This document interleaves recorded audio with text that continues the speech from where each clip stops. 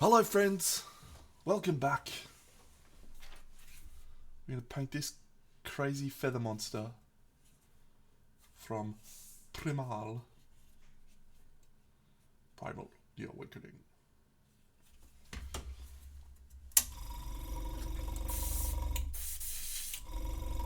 Hope you've all had a good week. I've had a wonderful 2 weeks.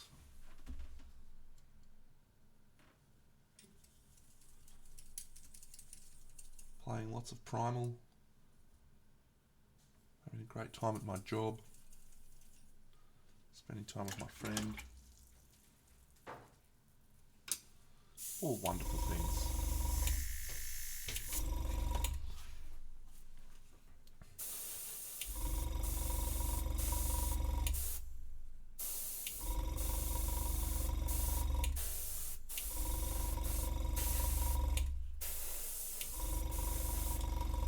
So this guy's yellow.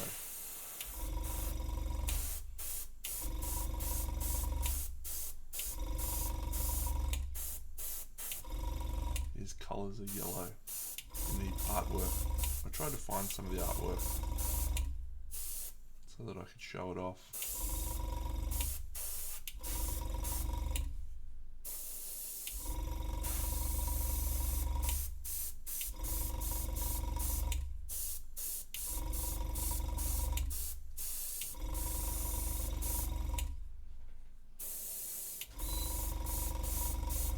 But I figured I'd just paint it.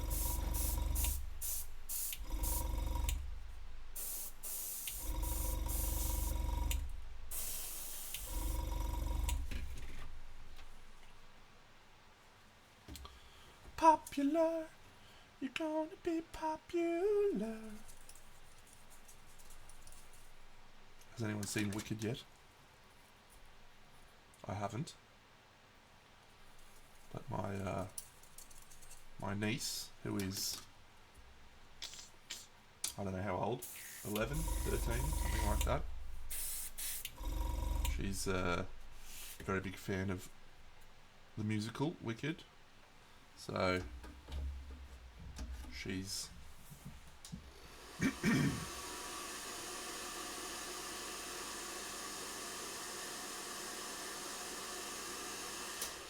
singing the songs and doing the dances and all sorts of things.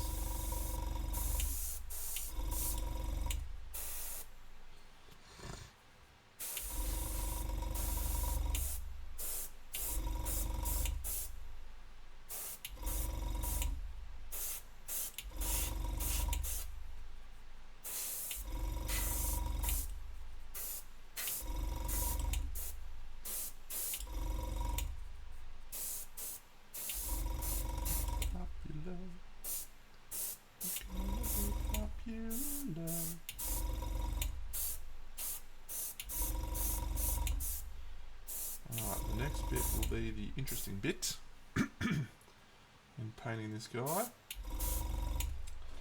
The blue. I really should find the artwork, it'll make everything make a lot more sense.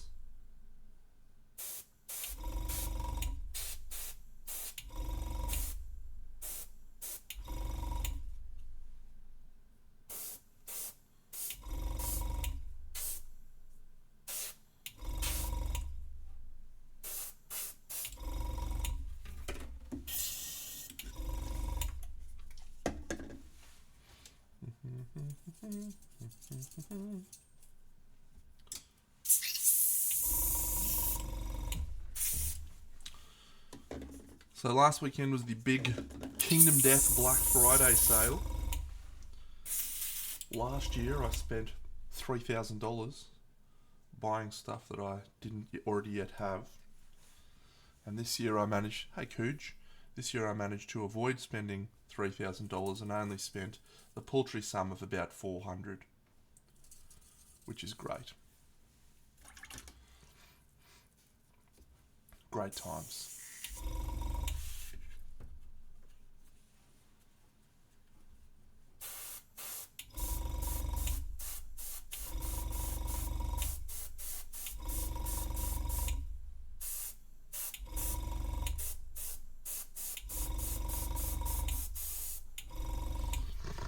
Well done, Cujo.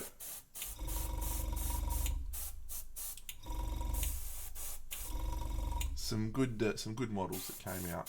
The 15th anniversary survivors were pretty unreal.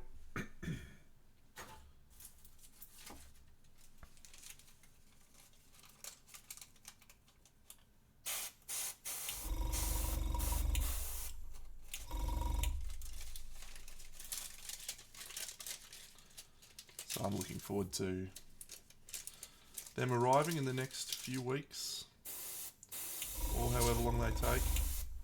They'll probably be longer.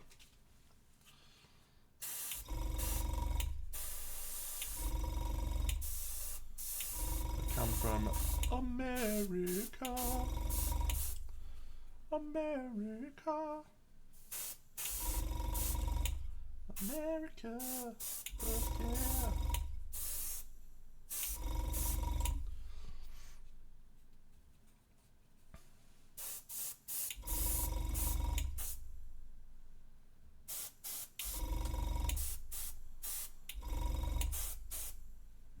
But it's a crazy thing to think about. Yeah, obviously.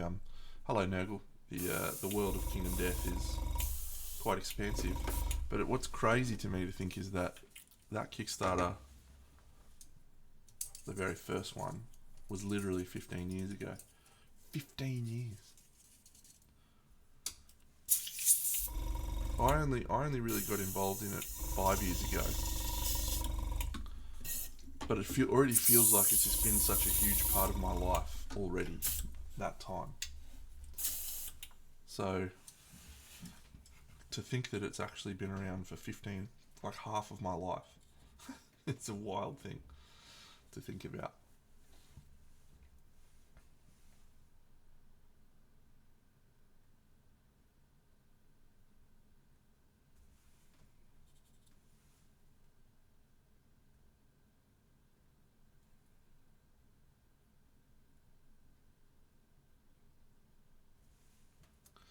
I love the new Spira. Actually, that reminds me, thank you. It's going to be the next Spira I purchase, the next display figure that I'll purchase for the purposes of painting for myself. Hello, Sean. It's been a little while since I've bought a Spira. But that one looks right up my alley. Let's get Mossy's thoughts on it, actually. Mossy, come and tell me what you think of this model. Not this dude I'm painting, but this one.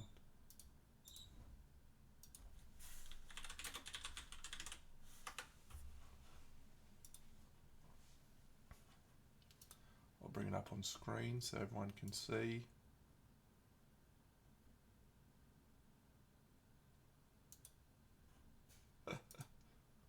There it is. Cool. Do you like that? Yeah. You do? Yeah, I like it. Why? 5 men. You like 5 men? Is that what you're saying? That looks cool. It's like an adventuring party. It's a wizard and a dwarf and a halfling. Yeah, bow and arrow, wizard staff. It's pretty sick.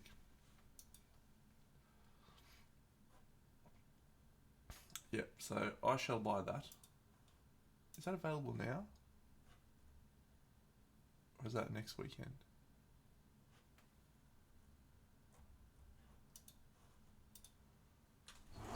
Is it next weekend? Must be next weekend. I thought it was now. Cool. Yep, we'll add that one to the Big Deno pile, which is actually quite small and reasonable, by the way.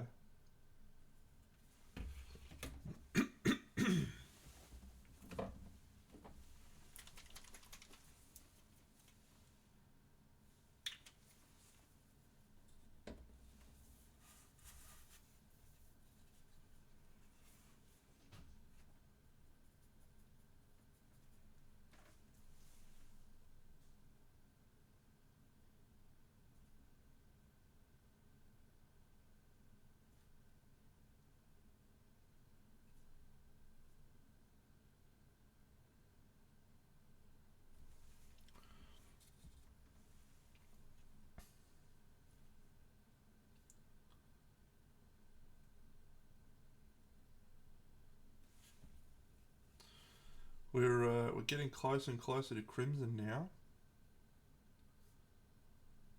So, what is it? 6 weeks maybe? 6 weeks till crimson.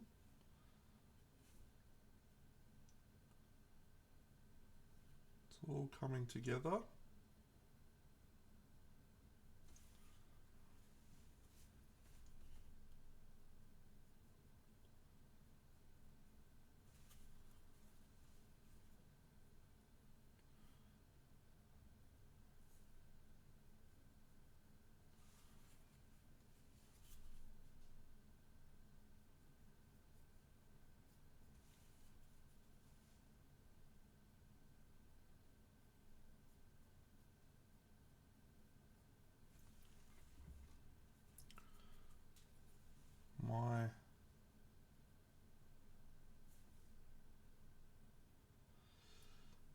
My weekend is looking very, very full.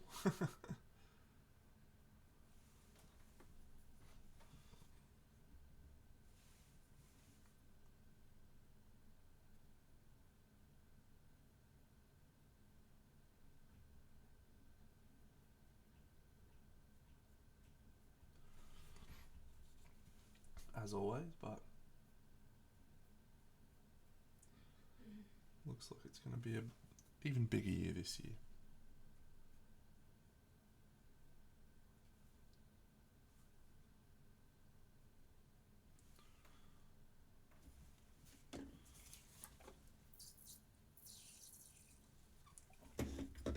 Popular, you're gonna be popular.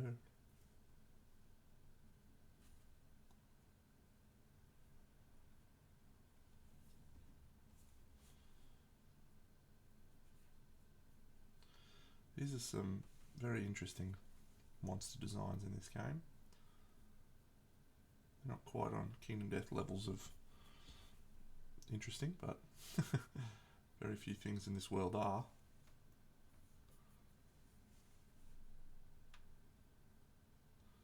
No, they've got some unique aesthetics. This is for a game called Primal. Primal the Awakening, Cujo.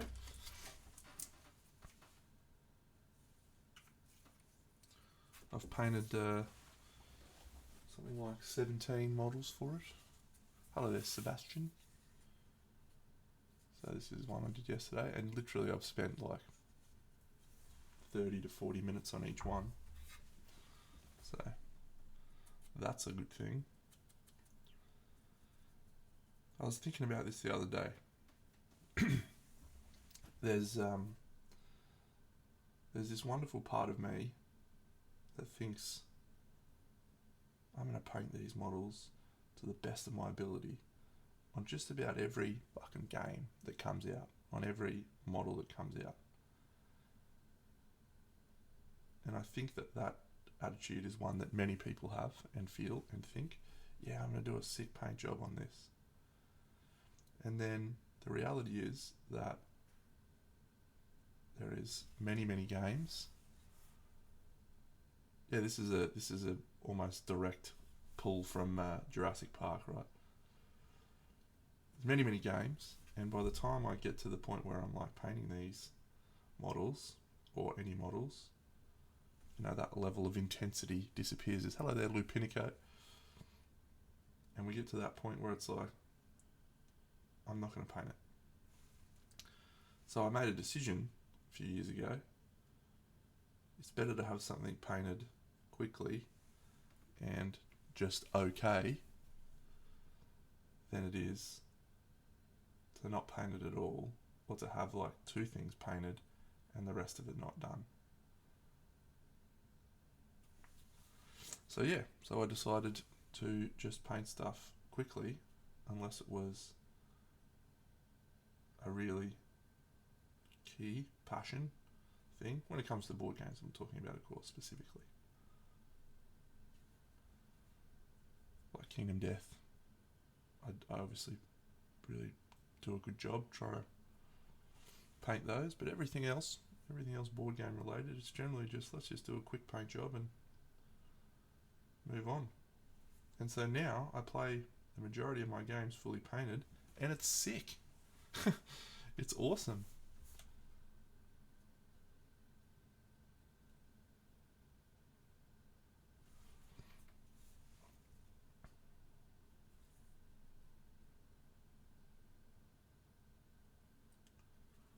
Like, it's so cool to play with fully painted models, and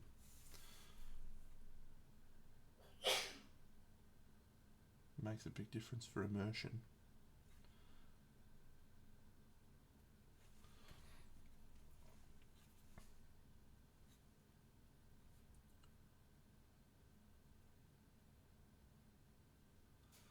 My friend Darren, who I play with on a Tuesday night, always makes fun of me when stuff's not painted. So that's also a motivating factor. I'll have a game for like 3 days, and he'll be like, "Is this fully painted yet, Dano?" Say yes. Yes, it is. Yeah, we had a little more progress in the diorama. It's definitely found itself in an unwanted niche in the history of my diorama making, which is we've stopped and frozen on this one for longer than just about any other one I think I've done. I think the vampires, I paused on them for about 6 months. So this one's sitting at that number now.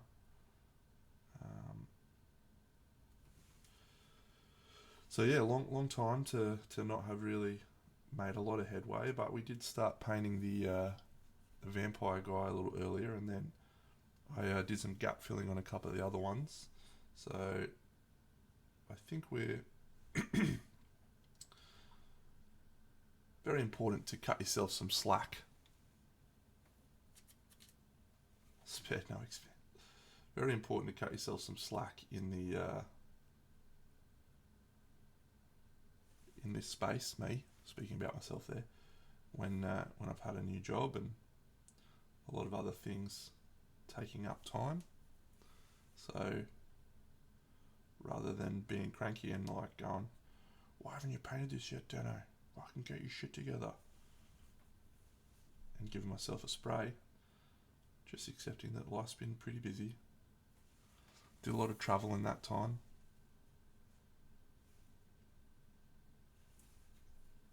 And we'll get back to it.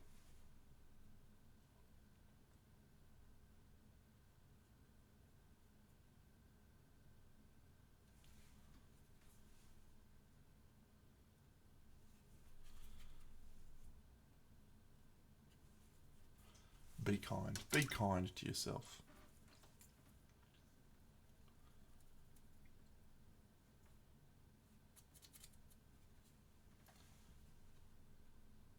Spared no expense.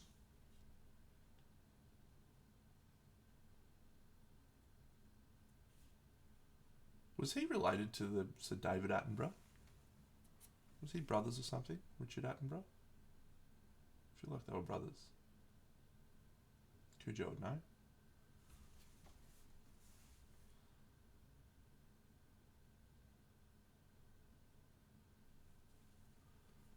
There you go. Good work.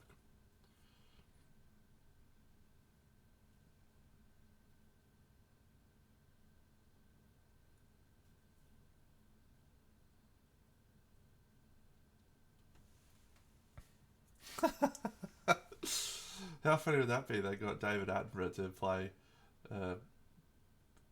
billionaire ecologist or whatever he was that did a dinosaur thing. I love David Attenborough. Well, we play a board game called Wingspan. We make a habit of anytime you play a bird into your sanctuary, you have to read the little facts about the bird at the bottom in your best David Attenborough voice. The American crow is a big pest.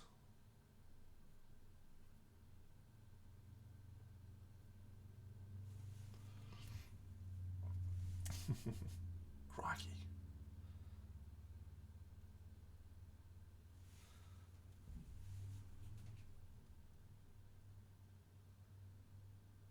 Steve Irwin was so great. Like a lot of people, I know he was a bit divisive. Maybe he wasn't. Actually, I don't really know. I just love the guy's enthusiasm. It's so great. It's so great to have someone who's just unashamedly enthusiastic all the time. You know.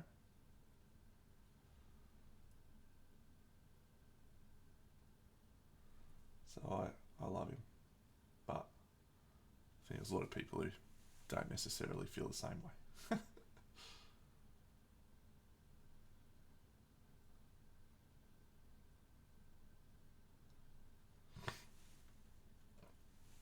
There was a so back in the day, going back quite a while now, I used to have the TV on at work, um, when I was running a shop, and there used to be this show that came on of an afternoon, and it was about this other Australian like nature guy, and his name was Albie Mengels, and I promise that this is like got zero relevance to just about anything we've been talking about. But he was like Steve Irwin before Steve Irwin existed. He used to go around, and he was like Bear Grylls and Steve Irwin combined. He was awesome, Albie Mengels. And you watch that show now, those shows on that thing, and the question that would always come up for me was, how the fuck did this show ever get greenlit and put on television? Because it was, I don't know, made in the 80s or 90s, early 90s, and it's just like racist, and it was wild.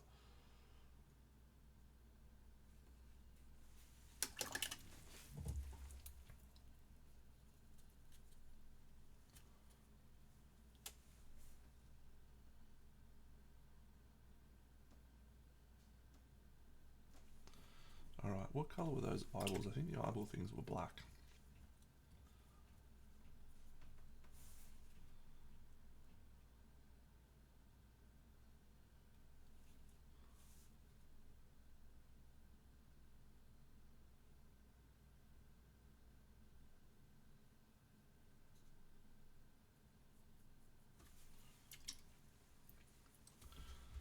Let's check the artwork.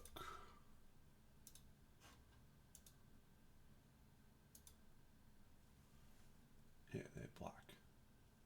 Alright.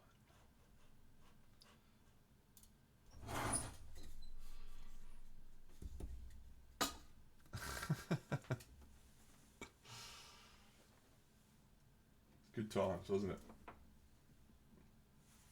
We found orange, definitely. Where is me Nasdreg yellow, hey? There it is.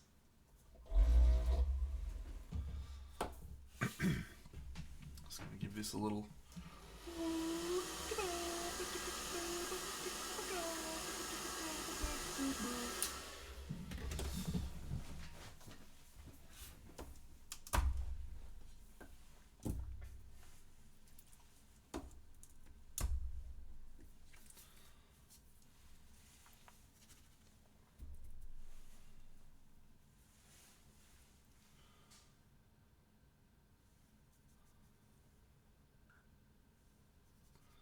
So tell me, who's finished Arcane Season 2? I have not yet, but I am looking forward to starting it. It looks quite tremendous.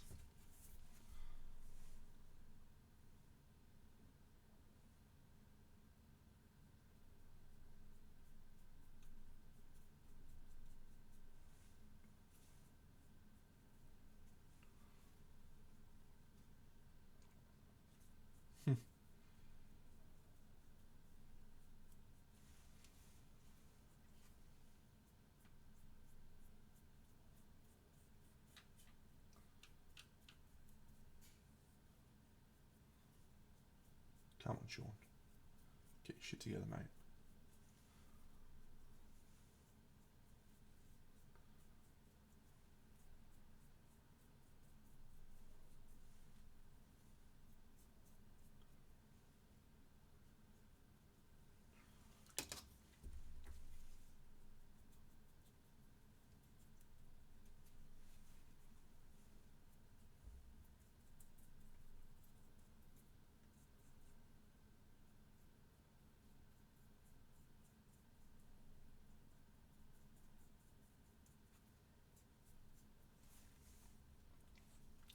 Good, mate. Good plan.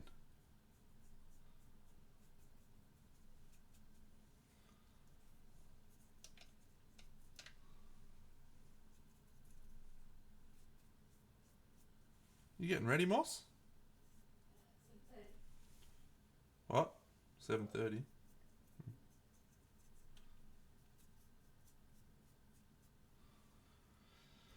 No, this one's a combination that I just mixed up of Nasdrag yellow and Iandan yellow. And that is it. We're just given this a little bit of saturation.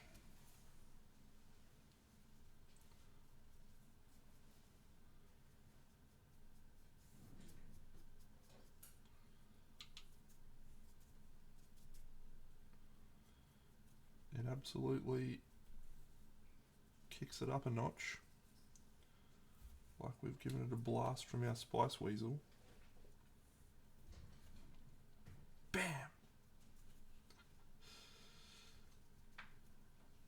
Wonder if that's a reference many people get. I used to fucking love Futurama. Absolutely love it. One of the best television shows ever made, in my opinion. Absolutely brilliant.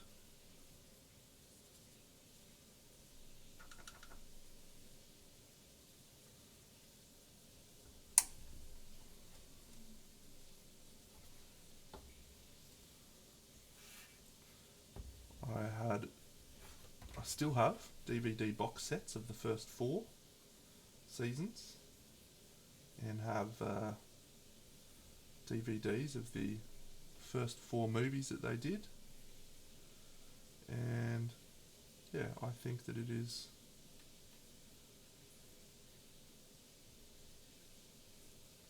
some of the cleverest and best cartoons ever made. I've not watched Rick and Morty, right? So my friends that I play with on a Tuesday are always banging on about it. They reckon it's very, very good, but I've never watched it, so.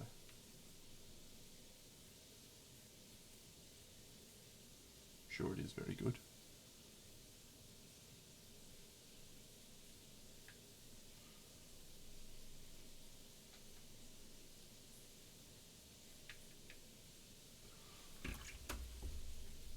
Alright, and then I think we'll go with just a little bit of Talisar blue. Just a little bit, Deno. Don't go overboard here, son.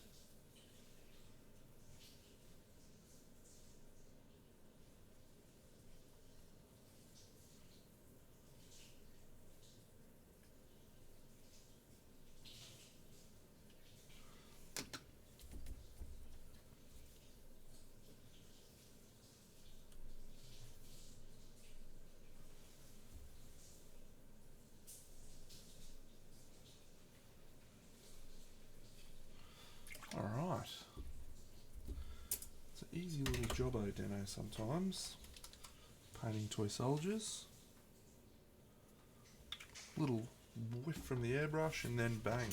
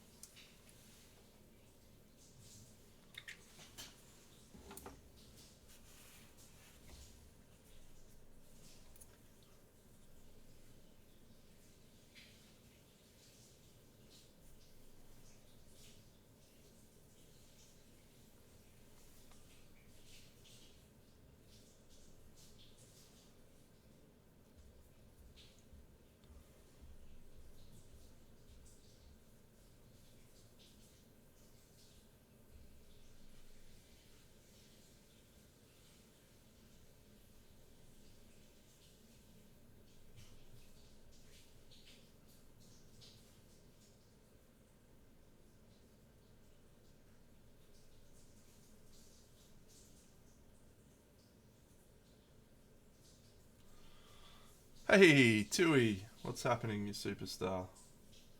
How was Monty, mate? Did you have a good time?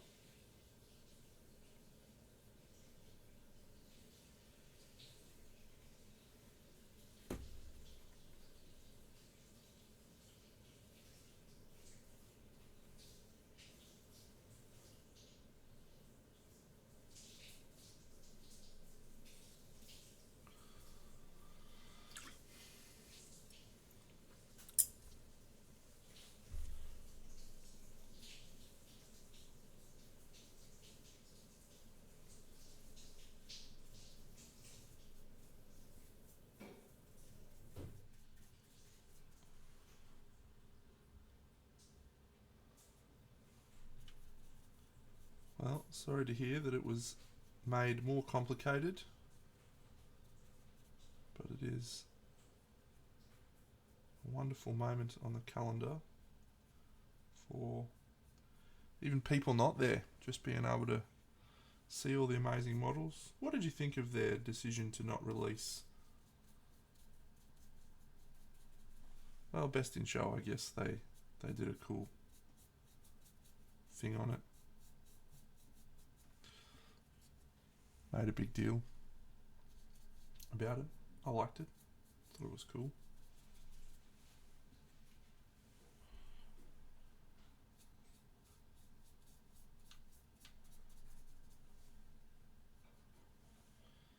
And they did the presentation ceremony outside this year. They must have reached capacity on the theatre. Oh, didn't they? I mean, it seemed like to me, and I could be wrong here, but it seemed like they didn't announce the best of show winner straight away, like to the world, to the wider public. It felt like they released everything else over the period of the next few days, and then it led up to a big announcement of the best of show. Maybe I'm misremembering. Maybe I wasn't paying close enough attention. But it felt like I couldn't figure out who won best in show for at least 3 or 4 days afterwards. But maybe I was just not paying enough attention.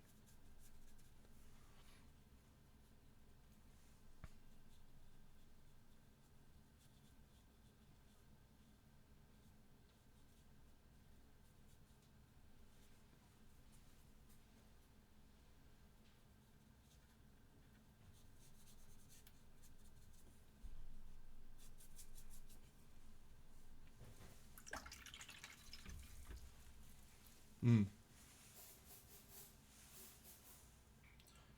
Yeah, it may have been more me than anything else.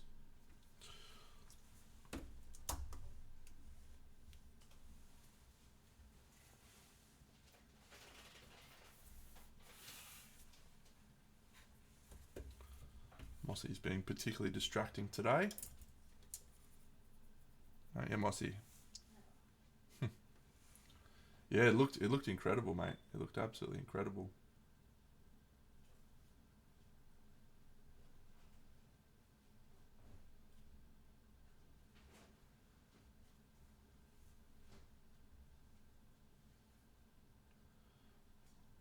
Was it one of those moments, Tui, where everyone looked at it and thought, that's our best of show winner? Because I remember I was there 2 years ago, whatever it was, and the Greek guy, what is it, Kyriakos? His piece was just like, you walk past and you went, holy shit, like that's so awesome. And when it announced that he won Best of Show, I was like, well, yeah, almost everyone guessed that was Best of Show.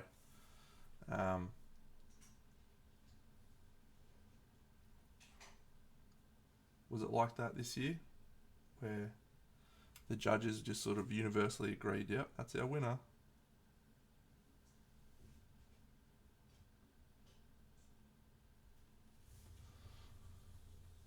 Really? That's an awesome insight. What was it that made you go back and change your mind?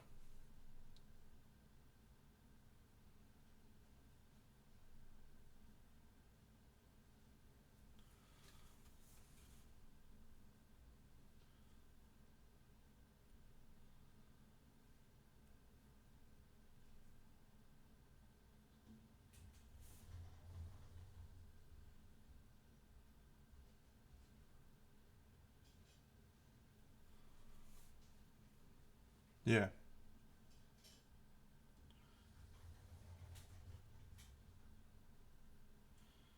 It did look like one of the craziest levels of Monty.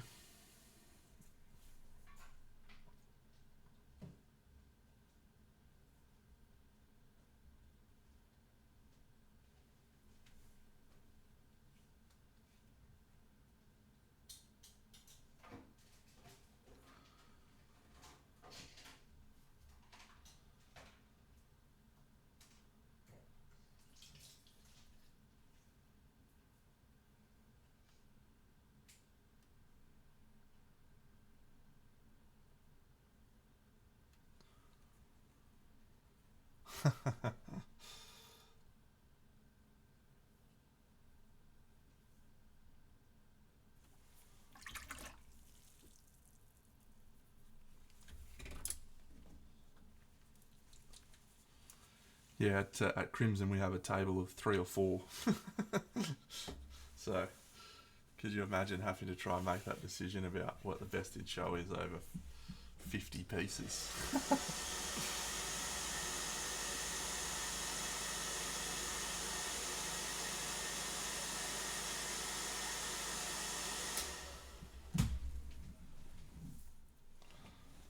Borderline impossible.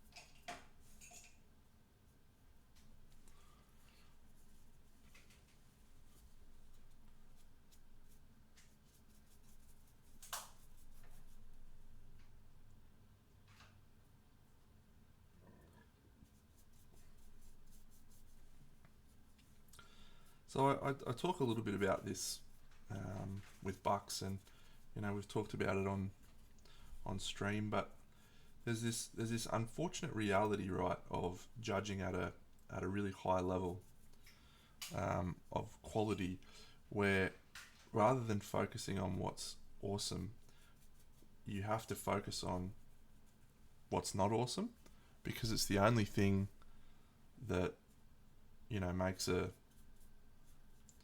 will separate stuff like that. That's an example of that in practice, where the piece I'm sure was awesome, as pretty much everything I saw from there was awesome, but because of one element that wasn't, it got let down. Whereas when you're judging in categories that aren't quite as high level, you tend to focus on what they've done right and what's good instead of what they've done wrong.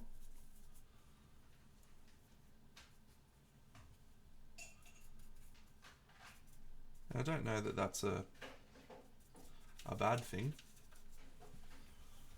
Certainly not a bad thing from my perspective, but it's a shame that we focus on things that aren't good rather than things that are good.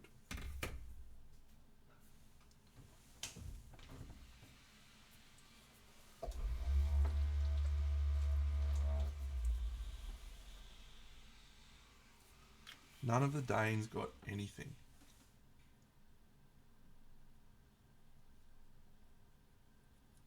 Ridiculous. The level must have just been off the charts.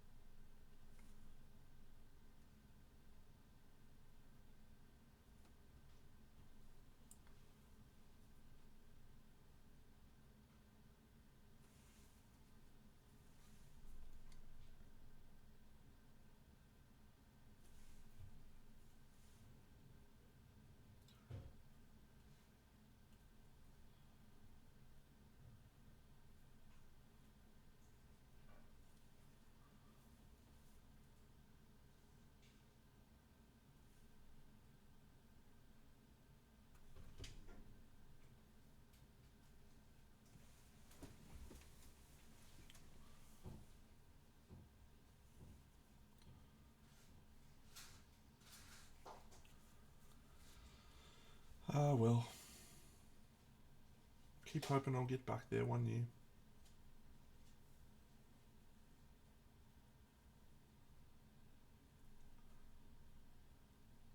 In the meantime, we've got Jared flying the flag.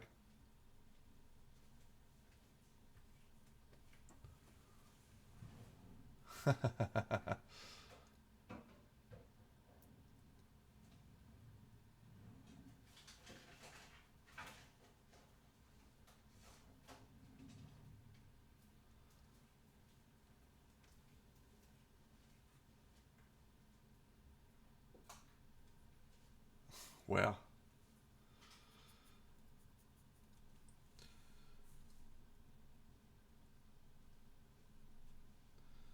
That's crazy. Like we had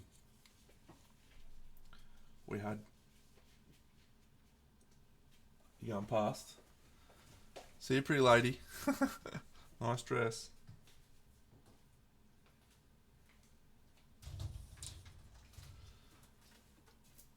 Yeah, we had this discussion with the Kingdom Death painting challenge competition where, you know, we were looking at bumping people up into different categories. They had a beginner, intermediate, and a masters, and where we ended up with doing that after we'd done it the first year was that it was just so hard because it just created a feel bad moment if, you know, we bumped someone up and then they didn't place. So we erred on the side of, you know, not bumping people.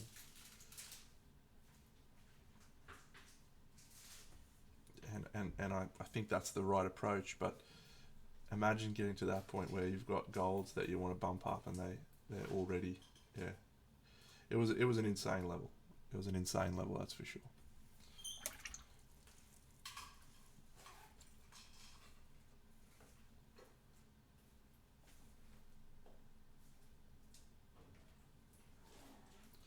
See you, Mossy. Do you want the aircon on?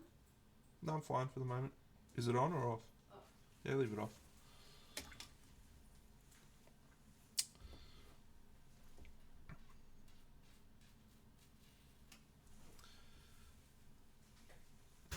Well, you've got your standard, and you've got your masters. In the Kingdom Death one, they had beginner, intermediate, and masters, and that made sense for that group. But what is the level in between masters and standard?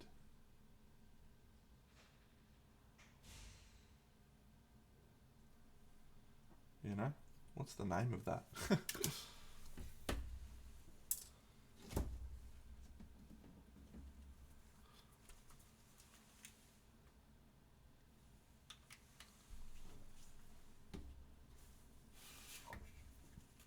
Hmm.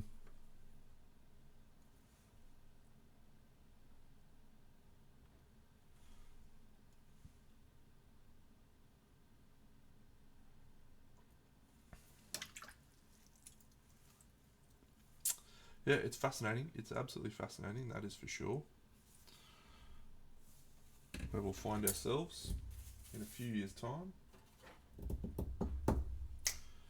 All right, basing, and then this guy is done. Done enough.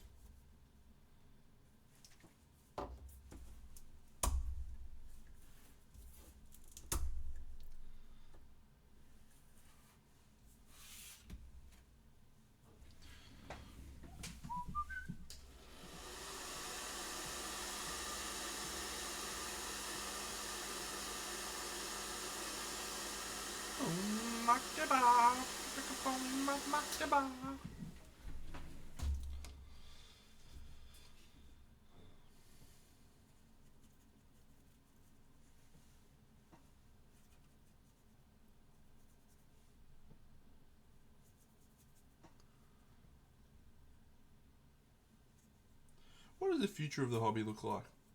Where are we going to be in 10 years? I would have said that at some point figure painting reaches a cap where it's like there's nothing more that's possible. There's no other development that we can do. We've already achieved the maximum highest level of painting of little toy soldiers. Now, I'm not saying we're at that particular point yet, but surely there's got to be a point where that happens. So where does the hobby go after that? You know, where do people's what happens? What do we move into?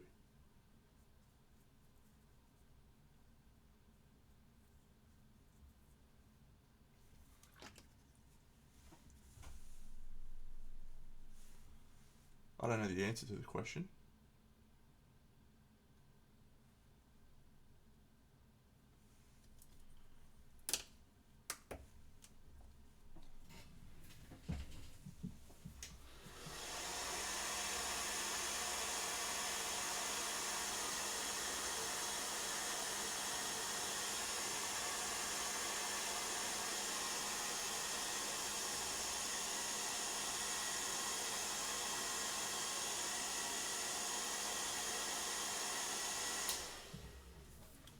Yeah, 3D printing changed the landscape quite a lot.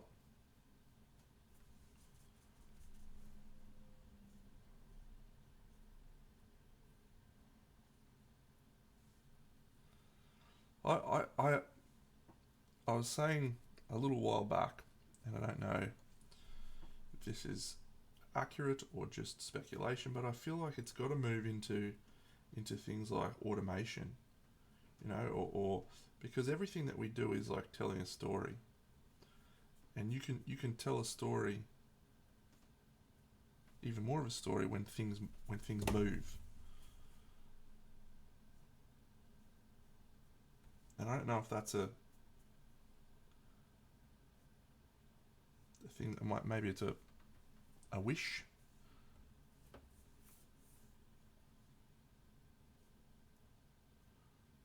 I had this idea, and it was never ever going to be a reality, but I thought it would be super cool.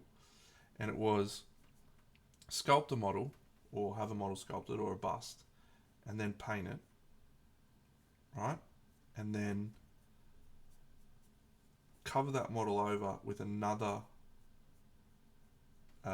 model, either in wax or whatever, But before you cover it, have it be like seal it in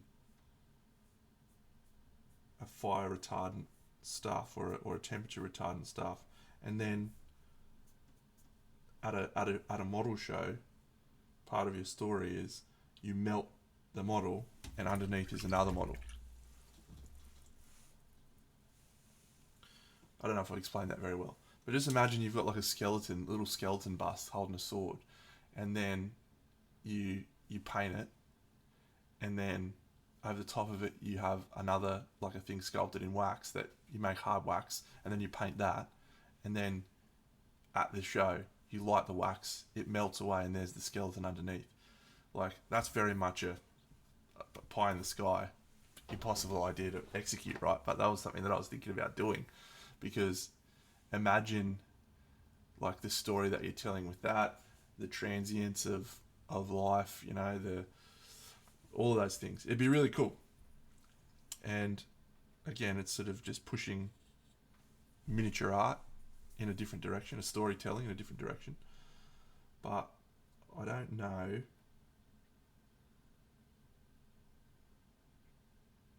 if that's the melting models doesn't seem like the future of miniature art, by the way, but there you go.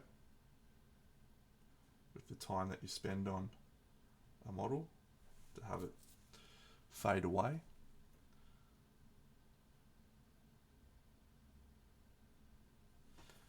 It would be very hard to judge. It's a good observation. They probably would love it, yes. Not so much.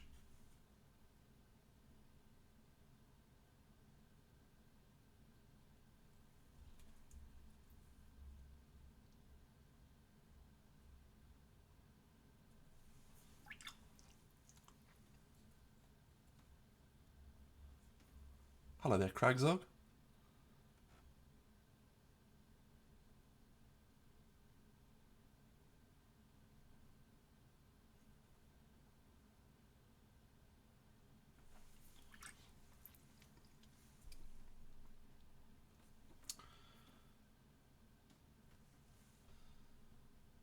We're already at such a high level when it comes to technical. Like I look at Masklins and Kirill and some of those guys, and I just go, like, Colwell, how much further can you take miniature painting? It's like, it's already looks like AI half the fucking time, the amount of shit that Colwell does.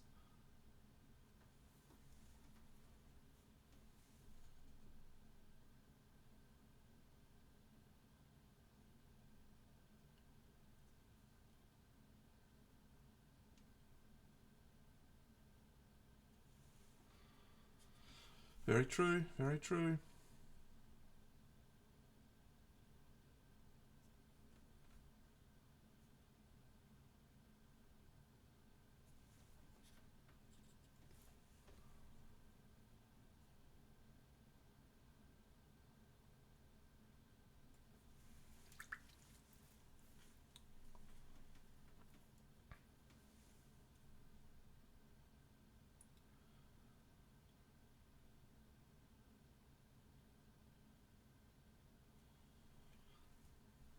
Yeah, don't get me wrong, Tui. I absolutely love the idea and competition, um, and having a category for everyone. But at some point, like, you just got to accept exactly what you said.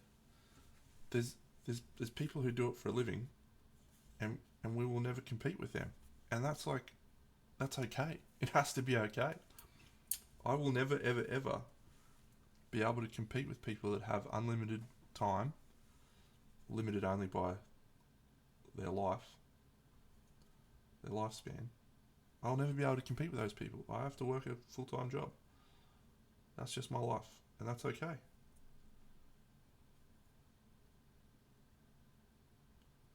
Do I wish that I had more time to spend painting toy soldiers and playing games? Yes. Yes, I do. But I certainly don't blame the organisers of a competition.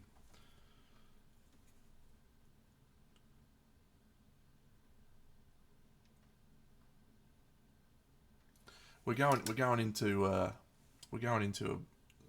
very big tangent right now, but there's been that's some grass. There's been some stuff that's been irritating me on the internet recently, and I'm sure that that's surprising to many who know how level-headed I am. But the thing that's been annoying me on the internet is as always, people and their sense of entitlement. It's irritating.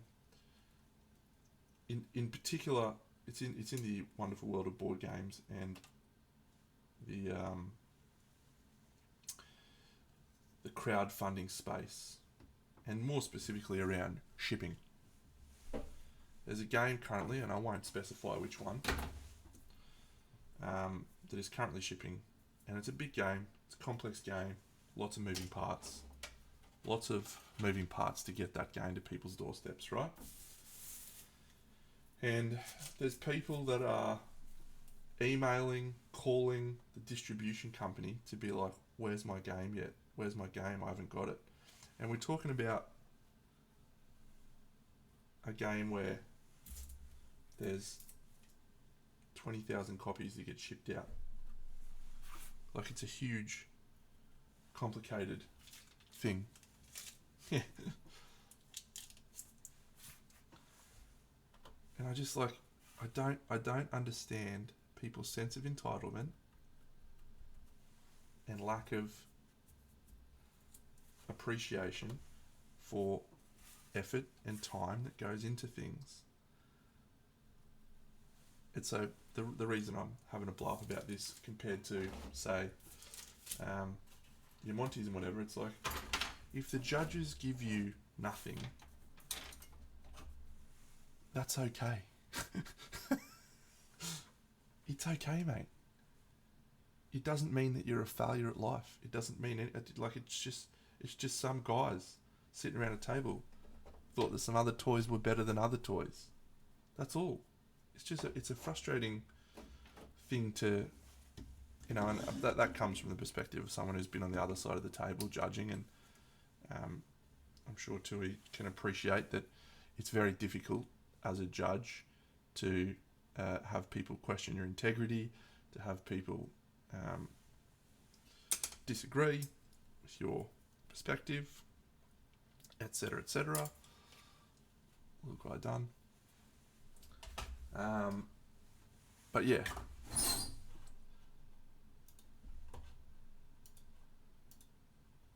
This is the last guy. I'm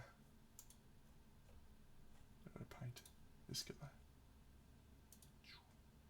Nice. Pink and white guy. Magenta.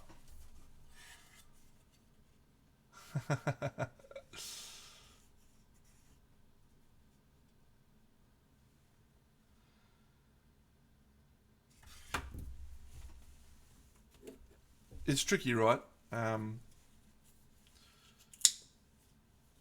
Because on the other hand, the judges do make mistakes. They are not perfect, and it's even compounded with the amount of entries and the amount of things that we're getting. I mean, if you gave every single entry, and this is just a speculative number, right? But if you gave every single entry at Crimson Brush 30 seconds of time, 30 seconds, and 30 seconds is not a long amount of time, right? We would have 300 by 30 seconds. Someone do the maths on that. What's that? 9,000 seconds? What's 9,000 seconds divided into 60? Big maths brain coming up right here. 9,000 divided by 60 seconds. That's 150 minutes. That's 2 hours and 30 minutes. Hello, Monument Hobbies. Welcome. I just painted this guy if you want to go back and look at that. But here you can look at some of my dioramas for all those new people that have just joined. Here's the first one. It's called Camelot. I'll talk about Camelot. I'll talk about what we were talking about. So that's 2 hours and 30 minutes of someone looking at models for 30 seconds each. And that's for 300 entries that we have at Crimson. That's not a lot of time for each model. Imagine that you had 1,500 entries at Monty. Like, that's very, very hard. Yeah, so this is Camelot for people that have just joined. This is a diorama that I did a few years ago. I'll bring up another 2 dioramas that I've done very shortly. Here's the next one. This one's called Neon Nights.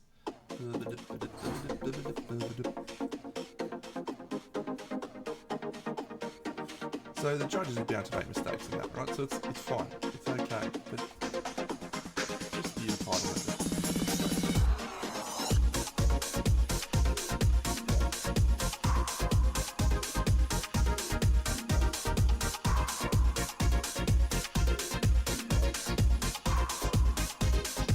Yes, so people who just joined, welcome. I do quite a lot of different things on my channel. I paint board game figures, I paint display figures, I play board games, I occasionally play online games. I usually record some board games.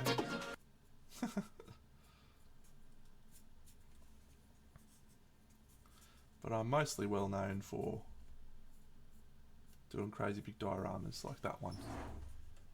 Here's another one, Hyperborea.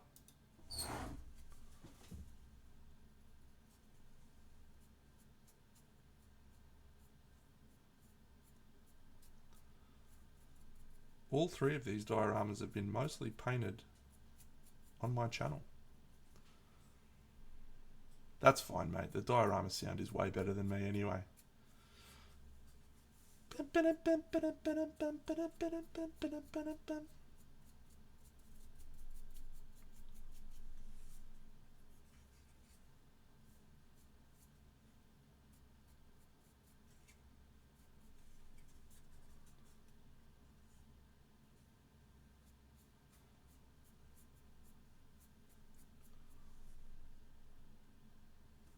This is easily the worst video of my dioramas.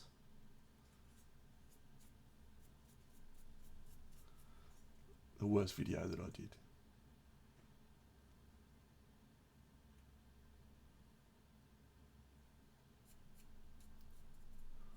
Might be my favourite diorama though. I don't know, I find it really hard to... It's like having a favourite child. Everyone's secretly got one, but they're not allowed to talk about it.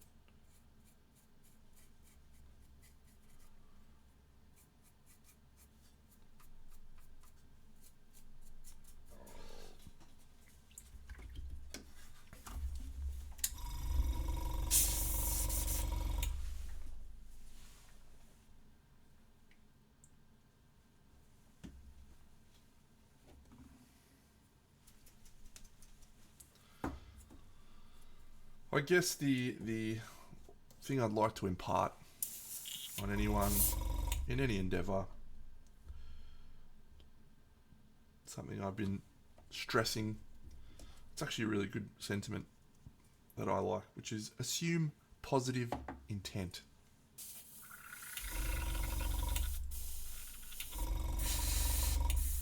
Very few people are out there in this world trying to do the wrong thing by you. Very few. I don't dispute that there are definitely some, I'm sure of it.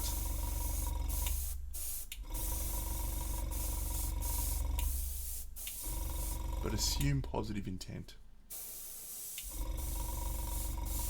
Right? And if you assume positive intent when it comes to the context of judging, and judges didn't give you a medal, it's not because they don't like you.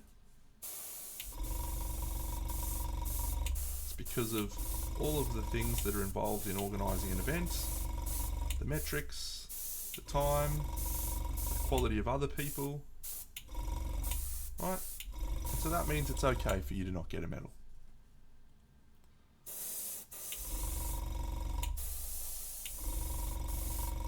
Assume positive intent.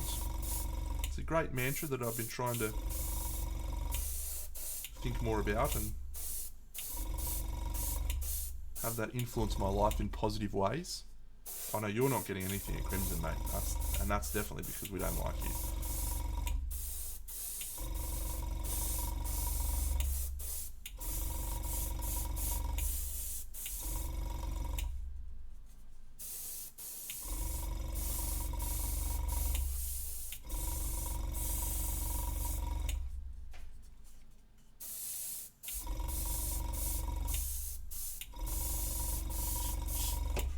Alright. Now let's put some fun colours.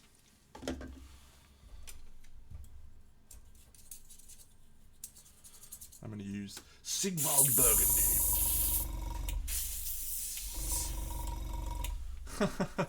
Is that really what happened? They missed the cabinet? I shouldn't laugh, but like it's possible, right? There's so much happening. Where's that Sigvald Burgundy? There it is. See in positive intent, Kujo. See in positive intent, mate.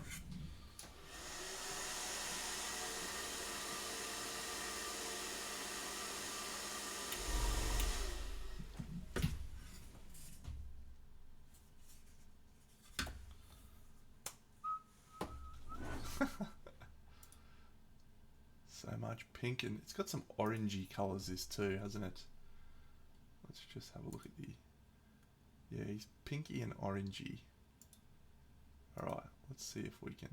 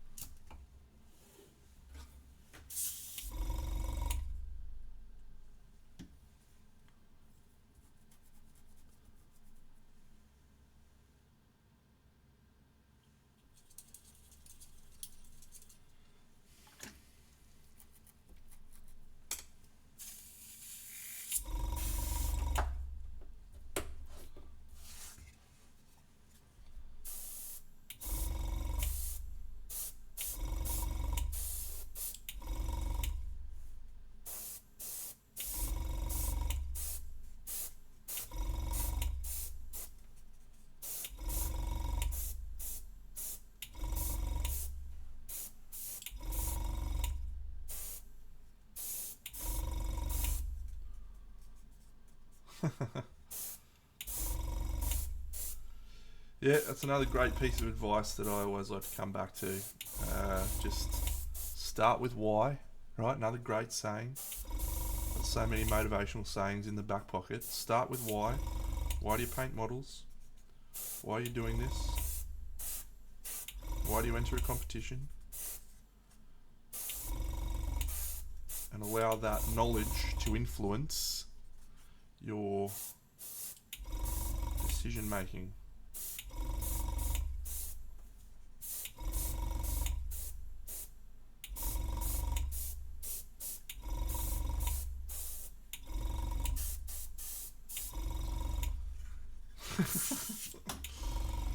Oh, QJ, I got nothing but love for you, mate.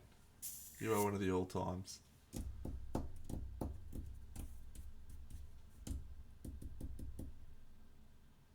Never take life too seriously. Where is my favourite orange? Where are you, you fuck? Too many fucking paints. Fuck. There it is.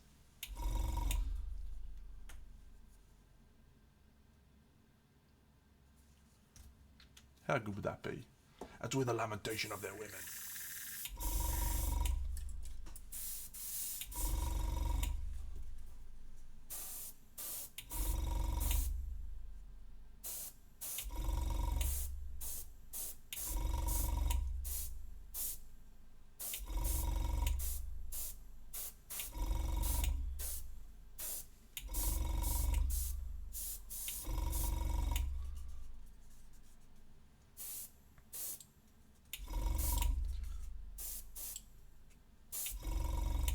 Accidentally in love.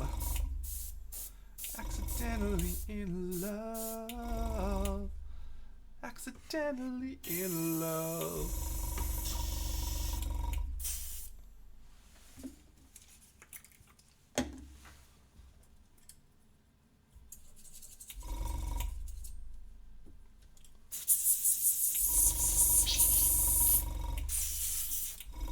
Don't be like me, kids. Make sure you wear protective paint masks when you're airbrushing. Don't be like me.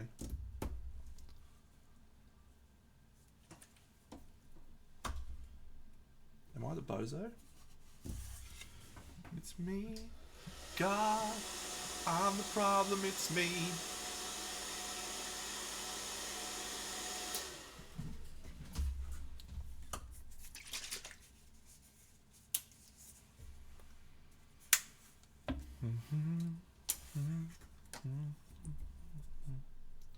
Oh, look at this Sigvald Burgundy. What an intense purple. This is the camping sex of purples. It's fucking intense.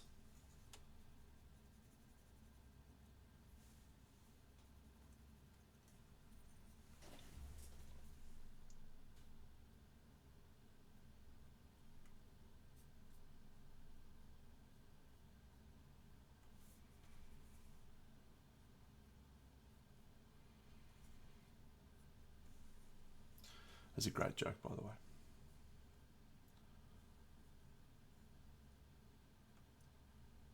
I'm unappreciated in my time.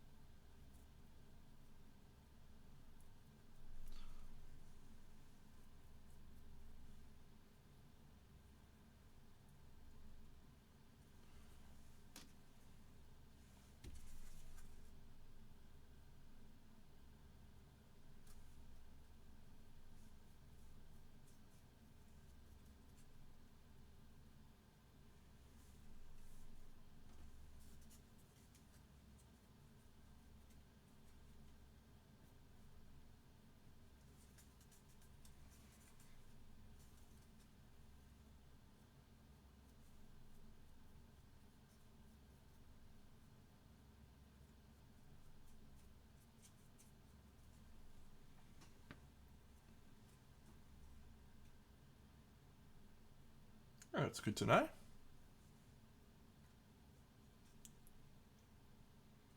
I don't do it many hours every day. Well, you've just made me feel a lot better about my life. Well done, Cujo. Tui, sorry, mate. Well done, Cujo, as well, though. Just for existing.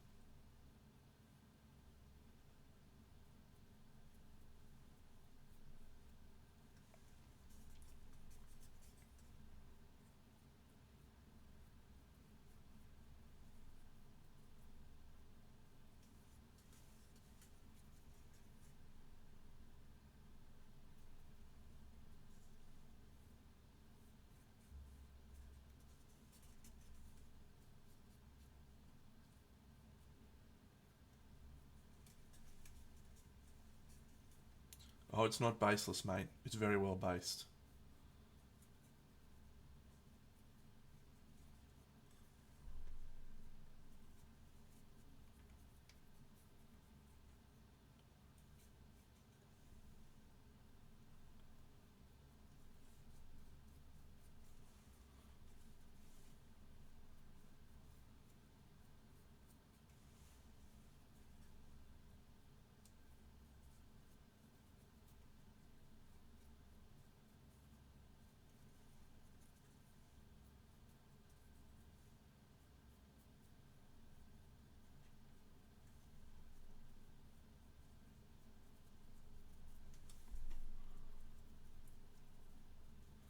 So everyone remember the never-ending story? This guy's got a very Falcor the Luck Dragon vibe to him.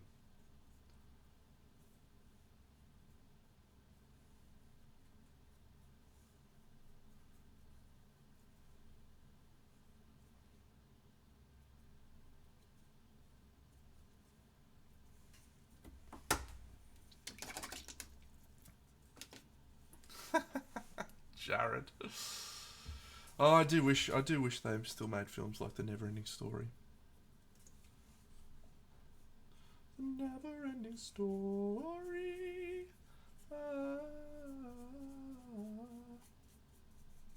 That wolf fucking scared the shit out of me as a kid.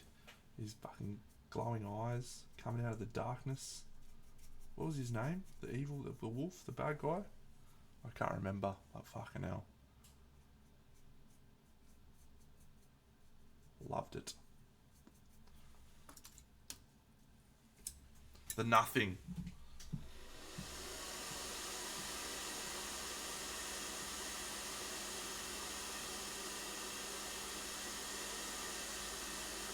Turn around. Look at what you see in her face. The mirror of your dream. Make believe I'm everywhere.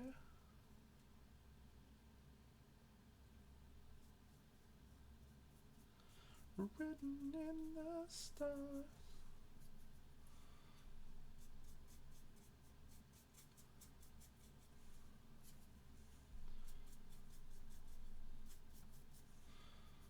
Well, it's been a wonderful day painting toys with you all. And I am going to probably take off very shortly. Have an action-packed day ahead.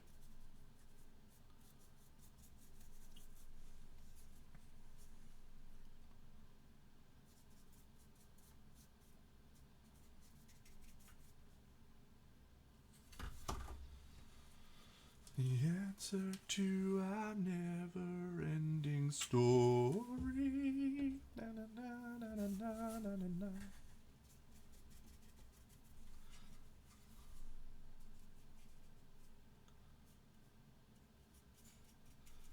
Tomorrow night, I have finished all of my Primal the Awakening miniatures, and so tomorrow night we are back into diorama,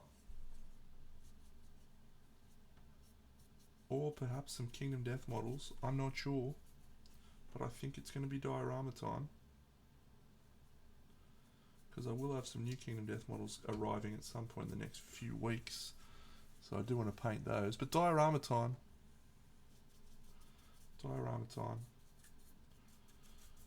We might grab another figure and start that. I feel like if I can see, you know,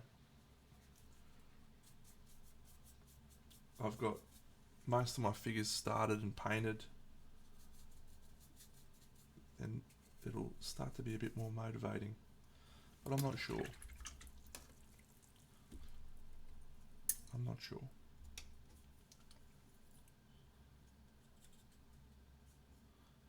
Alright, we're just going to go straight over that, do you think, Dano? Is that going to work?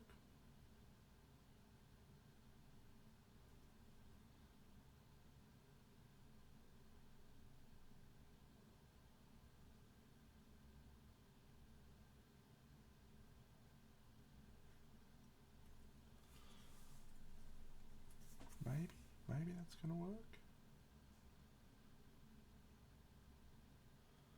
Maybe I need to go pastel pink first before we go straight into this. Yeah, it's working fine.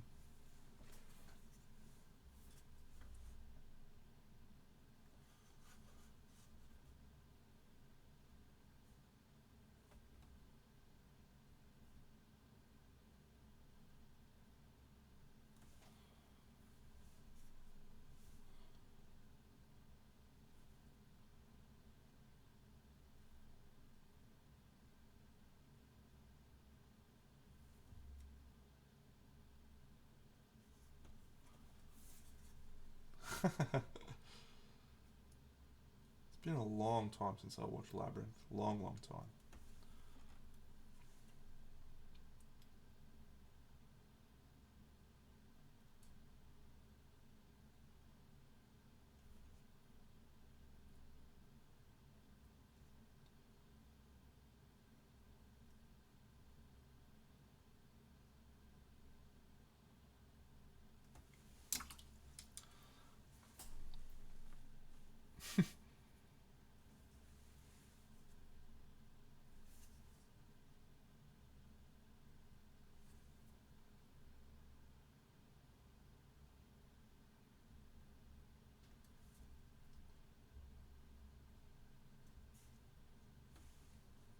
Yep, I'm going to let this dry, friends. I'm going to let this dry before I finish and do this white highlighting, which I think will then conclude the paint job on my Primal the Awakening. So that'll do us for today. Have a fantastic week. I'll be back tomorrow with diorama painting, and I look forward to seeing you all then. Good to see you, Tui. Good to see you, Cujo. Everyone else, have a great time. Catch you all next episode. Big dinner.